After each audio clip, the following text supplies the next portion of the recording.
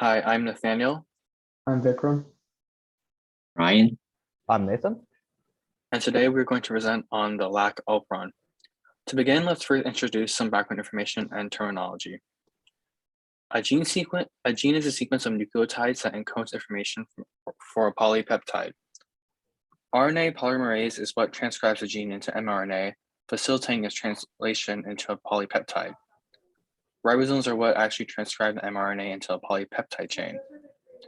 Operators serve as regulatory sites for a gene transcription, either turning on or off transcription, allowing for regulation. Promoters serve as a region for RNA polymerase to bind, and signals work for RNA polymerase to start transcription.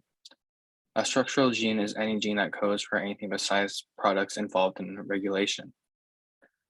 For information specific to the LAP and TRP operon, the presence of lactose activates the LAC gene, binding to its receptor, allowing transcription, and the absence of lactose deactivates it, allowing transcription.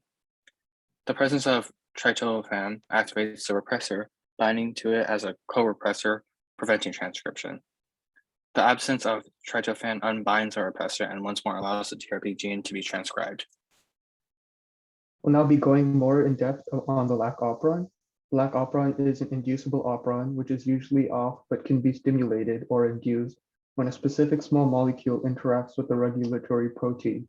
As shown in the diagram, the Lac Operon is off by default, so the active repressor is preventing the RNA polymerase from binding to create the mRNA strand from the operon.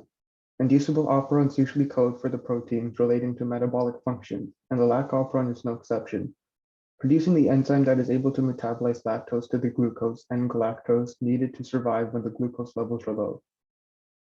The regulatory gene, LAC-L, located outside the operon, codes for the allosteric repressor protein, which, as is shown, codes for the active repressor, which binds to the operon. To activate the inducible operon, we need an inducer. For the Lac Operon, the inducer is allolactase, an isomer of lactase formed in small amounts from lactose. If the lactase is added to the cell surrounding, allolactase binds to the Lac repressor and alters the protein. It will not attach to the operator, and the RNA polymerase is free to transcribe the gene.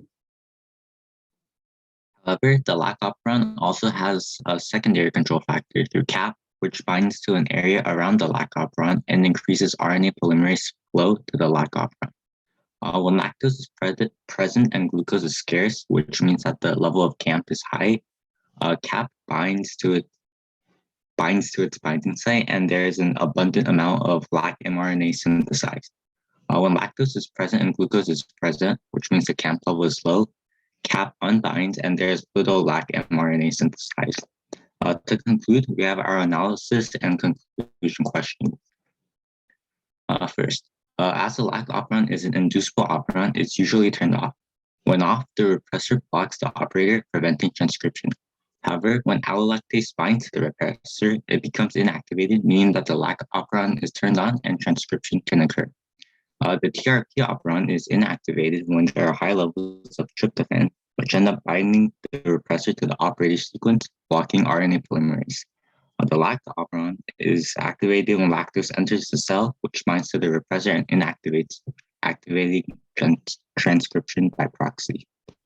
A mutation in the regulatory gene of the Lac operon can disrupt transcription factor binding sites or even create new ones. These mutations either increase or decrease its efficiency of initiating transcription.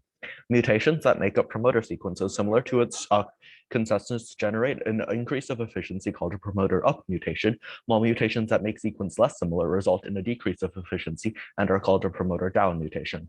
Up mutations result in the Lac operon no longer being dependent on positive regulation by the cAMP complex, while the down mutation would show a non-inducible phenotype. If the promoter site of the Lac operon were to disappear, lactase production would cease altogether. If the promoter was not there, RNA polymerase would have no place to bind to, so the gene would not be described, even if the repressor wasn't bound.